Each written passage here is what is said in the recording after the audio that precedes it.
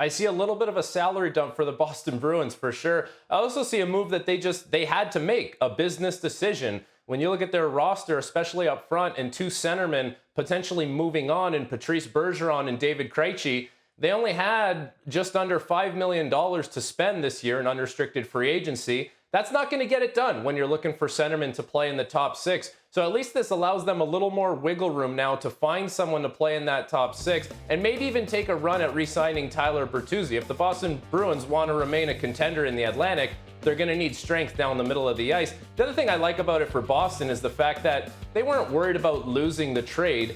They had to move on from salary. They made a business decision, and they'll find a way to stay competitive by making this deal.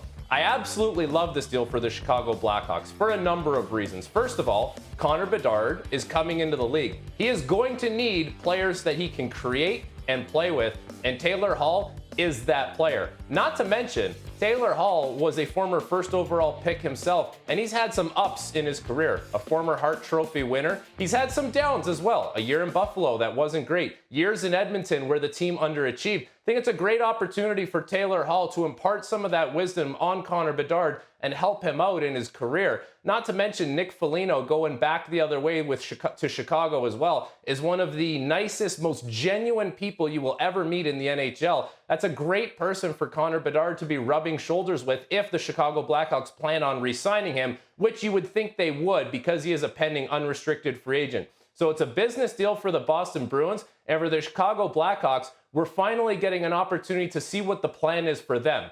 They have stripped the team down. They are in a rebuild. They're getting a generational talent in Connor Bedard, and now they're starting to surround him with players who can help him reach his full potential.